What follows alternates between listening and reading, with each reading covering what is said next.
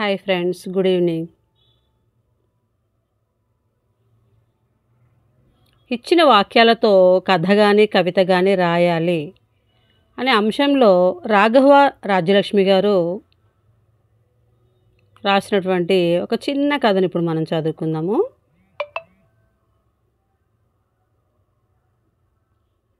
శీర్షిక కలలో అమ్మ సాక్షాత్కారం.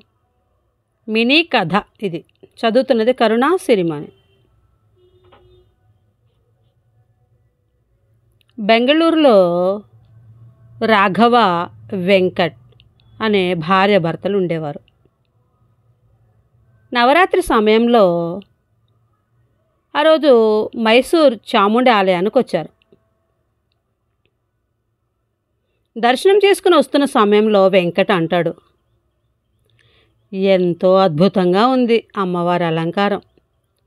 నవరాత్రులలో అమ్మవారిని చూడటానికి 2 కళ్ళు చాలటం లేదు అంటుంది రాఘవ. అలా అమ్మవారి గురించి ఇద్దరు మాట్లాడుకుంటూ ఇంటికి వచ్చారు. ప్రతినిత్యం సాయంకాలం సమయంలో దీపారాధన చేసే అలవాటు వెంకట్ది. సాయంకాల పూజకి తయారవుతున్నాడు వెంకట్.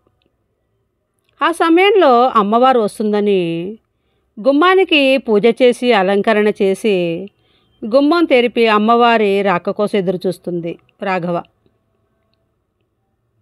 ఇంతలో వెంకట్ సంధ్యాదీపం నమోస్తుతి అంటూ సంధ్యా సమయంలో దీపారాధన చేస్తున్నాడు. రాఘవేమో సంధ్యాకాల సమయంలో సంధ్యాదీప కాంతులతో అని గుమ్మానికి హారతిస్తుంది. వెంకట్ సరదాగా, అమ్మవారి రాక కోసం ఎదురు చూస్తున్నావా? మరి సమయాతీతం అయ్యింది కదూ, కలలో కనబడుతుందిలే, భోజనం చేద్దాం పద అంటూ ప్రేమగా పిలిచాడు. నిజంగానే అమ్మవారు కలలో కనబడింది. గల్లు గల్లుమని గజ్జలుగంగా అరుదించాన్ మహాలక్ష్మి. ఆ రూపాన్ని చూసి కళ్ళలోనే సంతోషపడింది రాఘవ. వెంటనే వెంకట్ని లేపి, మీరు చెప్పింది నిజమేనండి, నిజంగా ఈ 9 రోజుల పూజా నవరాత్రులలో నడిచి వచ్చే దేవేరి శ్రీ లలితా త్రిపుర సుందరిలాగా కనిపించిందండి. వెంటనే వెంకట్ తడుముకోకుండా, 9 రోజులు వీరమాతల విజయాల పోరు కదా, పోనీలే కళ్ళలో కనబడింది కదా, రేపు దసరా పండగ చక్కగా మనిద్దరం పూజ చేసుకుందాం అని అంటాడు వెంకట్. దసరా పండుగ అంటేనే నాకు ఒకటి గుర్తొచ్చింది అంటాడు వెంకట్.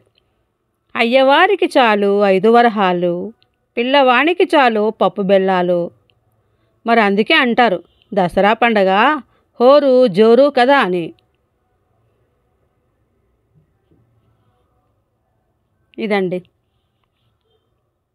చిన్న కథ, కళలో అమ్మ సాక్షాత్కారం. నచ్చిందా మరి మీకు?